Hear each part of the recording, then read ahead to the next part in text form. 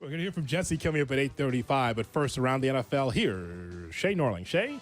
All right, a lot of steam around JJ McCarthy again. It seems like every week we get more and more steam around this guy. And this morning, I saw it on ESPN. Is JJ McCarthy worth the hype? Go to CBS Sports NFL. Is JJ McCarthy worth the hype? You know my feelings. I told you, I can see a good player somewhere in there. I don't think you've got a day one starter. I don't really see the production at Michigan. It feels a lot like Zach Wilson, where he showed you flashes of what he could be at BYU, and then he had a great pro day, and people were like, need this cat on the team. JJ McCarthy, I'm not telling you he is Zach Wilson. It's just this rise as a prospect reminds me of it. So going through the CBS piece, the verdict here, not worth the hype. He's not worth the hype because he doesn't have the college production or grade A arm strength or speed to warrant a team drafting him in the top 5, potentially giving up 2 or 3 first-round picks to move up for him. Even if he could be a better version of Brock Purdy, that would require a perfect fit, and we won't know if McCarthy has elite anticipation and processing skills until we see him reacting to NFL defenses. Fair or not? That is fair, 100%. And I don't mind being wrong. When I look at Kap, it's just the game's on Saturday. But this shows you how important the combine is for some. Well, we know he can hand the ball off and he can throw it a little bit. He has the leadership skills. He's a national champion. Let's take a look. Oh, he could do that. He could do that. That's really, to me, combine based. Whatever trajectory that McCarthy's had, as far as these mock drafts are concerned, is based on what he did after winning the national championship. Because it wasn't there in the regular season. It was not there in the national championship game. I'm not saying that he's a bum. What I'm saying is there could be a possibility that he could be overdrafted. That's what Shea's talking about with Zach Wilson, BYU. We watched those games. Zach Wilson, I said, he's drafted where? And again, the beauty's in the eye of the beholder. They feel like, okay, he's got a skill set. He can do this. We can shine him up. JJ McCarthy, at this point in time, Kap, I believe would be overdrafted if he goes that early in the draft. Yeah, I disagree with you guys. I am a big fan of JJ McCarthy. Yeah? Tell us about those great games he had, Kap. Go ahead. I watched a lot of Michigan football because they were all over the screen because they were the best team in the country. That guy is an outstanding leader. That guy has an ability to, when he had to, deliver the ball on a dime. He's athletic. He is a guy that I think going to take some time, but 2 years from now, people will go, wow, that guy's a hell of an NFL quarterback. I think J.J. McCarthy played in that system exceptionally well. He had a ton of talent around him, no doubt about it. But he's worked under center in a pro-style passing scheme. He has been developed by Jim Harbaugh, who, whatever you say about Jim Harbaugh, that dude knows how to coach offense. Now. And I like this guy a lot. I think he's going to be a really good NFL player. Not today, but down the road. Overwhelmingly, we give Jim Harbaugh credit. When I think about McCarthy, I think about Jim Harbaugh being the OC ultimately and helping foster this offense along. Hey, we're going to be a run-first offense, and we're going to matriculate the ball down the field. They're not going to make these huge, big plays. It was good enough for McCarthy to be able to help them win the national championship. I give Harbaugh all the credit in the world for getting him there. I'm just saying that at this point in time, what you would be doing, and I know the whole draft is a projection, but when we hear J.J. McCarthy in the same vein as Caleb Williams or Drake May or quarterbacks of that ilk early in the draft, I just think that's just a projection for the future, not today.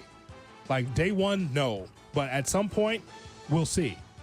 And here's the thing. How can you show what you can do when you're pretty much handcuffed in the offense? That's all I'm saying. And I'll be glad to be wrong. I'm just telling you what I saw on Saturdays. That's the problem with me. I can tell you what happens on Saturdays. You can tell me about the projections. I'm just telling you what I saw every week. Yeah, fair enough. I like him a lot more than others. Lance Zierlein, who does all the reports for NFL.com, has him a 6.40 rated, will become good NFL starter within 2 years. Mm-hmm.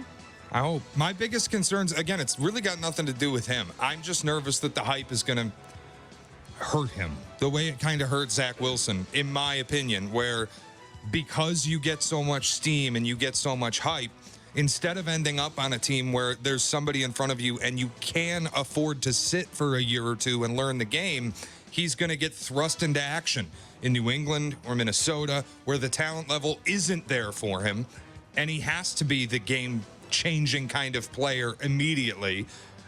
That can kill a player's confidence. Why does he have to become the game-changing player immediately? If he's a week one starter, that's what people are going to expect. And it's not fair, but it's the NFL. Maybe he isn't a week one starter. Maybe they sit him. They could. And that's the process that I hope that a team takes. If he ends up with Kevin O'Connell, Sean Payton, somebody like that, I think he eventually becomes a damn good quarterback. How are your candles, by the way, for the Drake May choice for New England? You had to restock on candles around the bed? Yeah, whole new set. They were melting onto the wood floor, so I had to scrape the wax off the wood floor. Got a whole new set. We're good. Okay, just checking and see how those... Drake May, New England Patriot. Please, right? I keep seeing him at 6 or 7.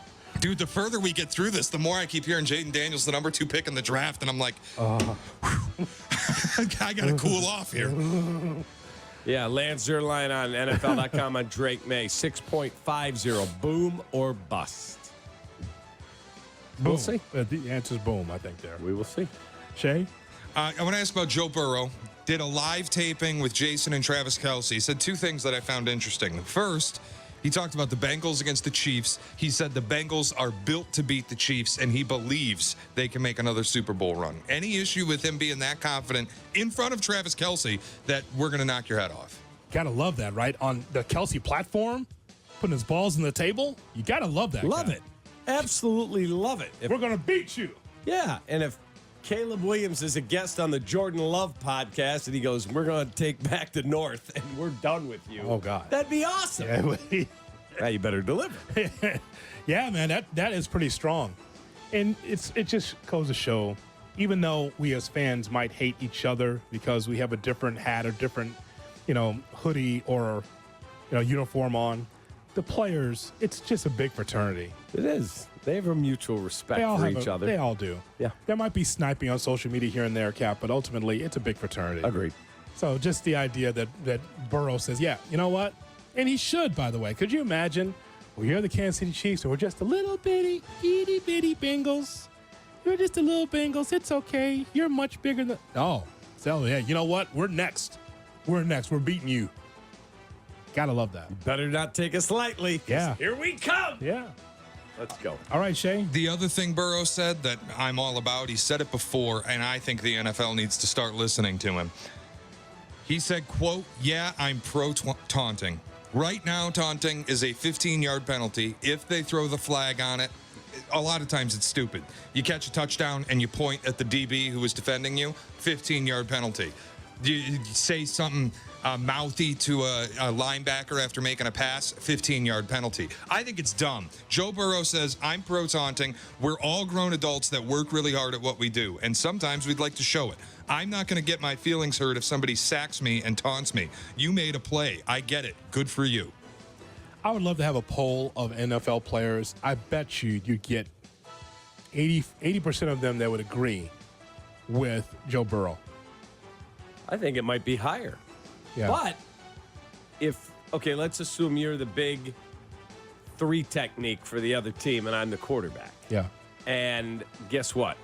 You get into the backfield and you sack me and you stand over me and lift your leg like Lawrence Taylor at any given Sunday. Yeah. Okay, you got me. Yeah. But if I evade you, step up in the pocket and deliver a 60-yard strike down the line, DJ Moore, touchdown, and I turn and go, take that, blankety blank. Yes. You should give me a salute. Okay. Yes. Let's get it on. Yes. But I don't know if that racial epithet is necessary from you in that regard. I probably wouldn't do. I wouldn't. Wow. You blankety blank. Wow. Even in that case, I'd say, yep, you got me. I'm coming after you, though. I'm coming after you. To fight you. Yeah. Like when Tatis hit the home run off of Alzolay to beat us. Yeah. And he moonwalked out of home plate. Gave God. like a twirl of the bat, and he ran around the bases, stopped as he came into third, and gave a little shimmy shake, and then came up. Hey, man, you hit it. enjoy it. I loved it. That's how I've always felt in football. Like, I can't remember. I think it's Justin Jefferson or A.J. Brown a couple years ago got flagged. Justin Jefferson has too. But I remember A.J. Brown caught a touchdown. It was double covered in the end zone. He points at both DBs when he gets up after catching the touchdown. And he got flagged. Justin Jefferson does the too small on a DB. Gets flagged. Yeah. If you don't want to get taunted on, don't give up the touchdown. Yeah, and the league is a bunch of old dudes making the rules. They need to get in touch with, let them show some personality, for crying out loud.